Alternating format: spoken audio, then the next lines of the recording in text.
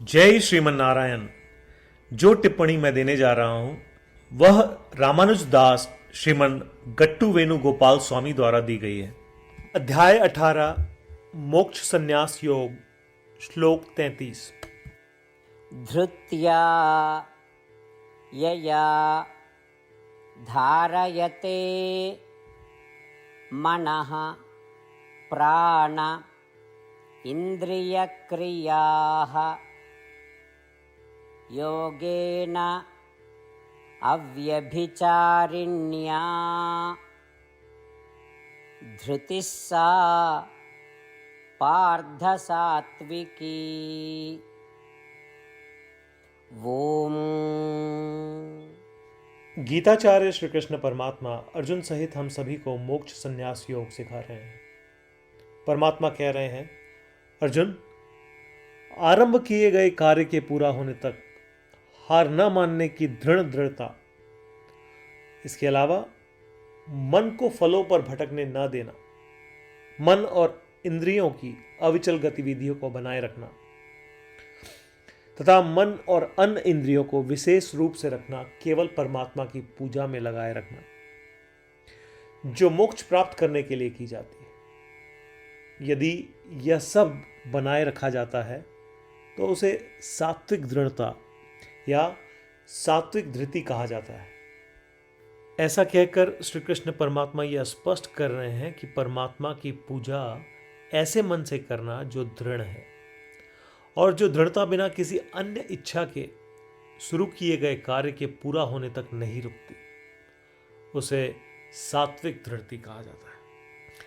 श्री कृष्ण परमात्मा की शिक्षाओं पर ध्यान रखते हुए, अपने मन को श्रीमन नारायण की पूजा में स्थिर रखने का प्रयत्न करते हुए, श्रीमन नारायण की सेवा के रूप में सब कुछ करते हुए, श्रीमन नारायण को प्राप्त करना अपने जीवन का लक्ष्य बनाते हुए और केवल श्रीमन नारायण की शरण लेते हुए, आइए हम श्री कृष्ण परमात्मा के वचन को श्लोक के रूप में दोहराने का प्रयत्न करें।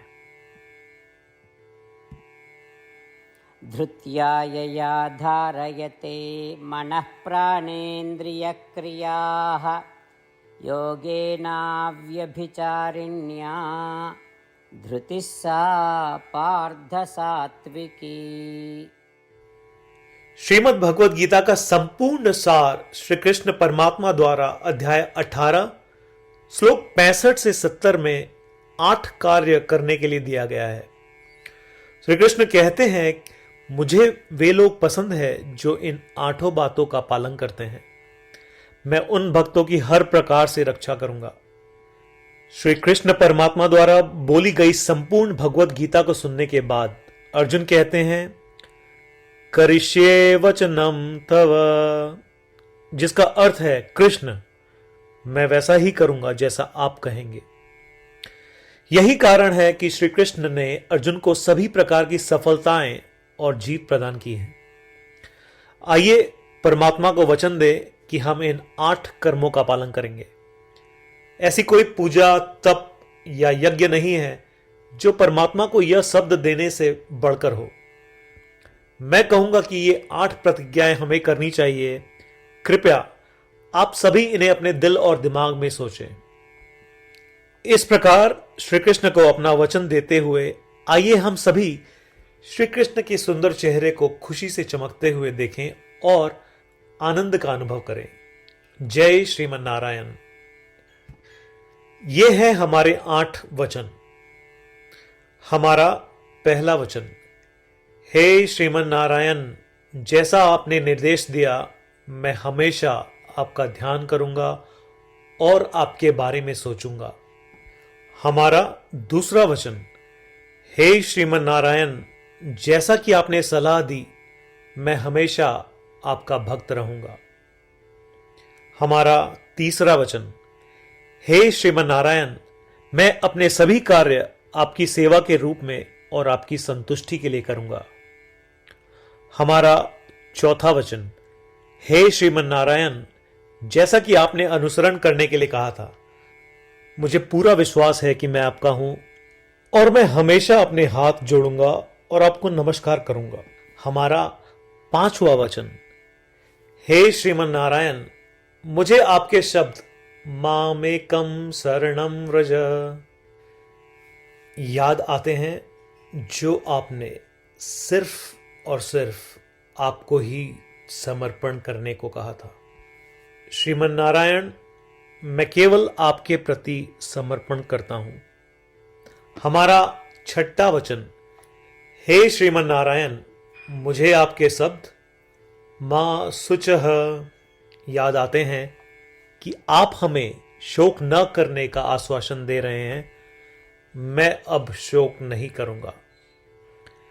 हमारा सातवां वचन, हे श्रीमन नारायण, आपने हमारे लिए श्रीमद् भगवत गीता देकर हम सभी पर कृपा की है और आशीर्वाद दिया है। मैं कम से कम एक श्लोक पढ़ने या सुनने का वादा करता हूं।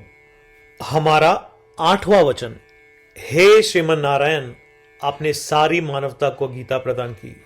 मैं गीता में आपके दिव्य शब्दों को उन भक्तों तक फैलाने का प्रयास करूंगा जो गीता से अपरिचित हैं।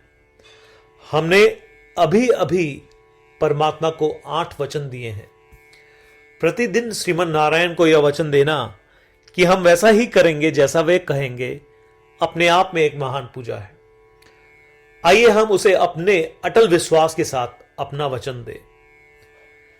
श्रीमन नारायण करिष्ये वचनम तव, जिसका अर्थ है, श्रीमन नारायण, मैं आपके निर्देशों के अनुसार कार्य करूंगा। सर्वम श्री कृष्णार्पणमस्तु। जय श्रीमन नारायण।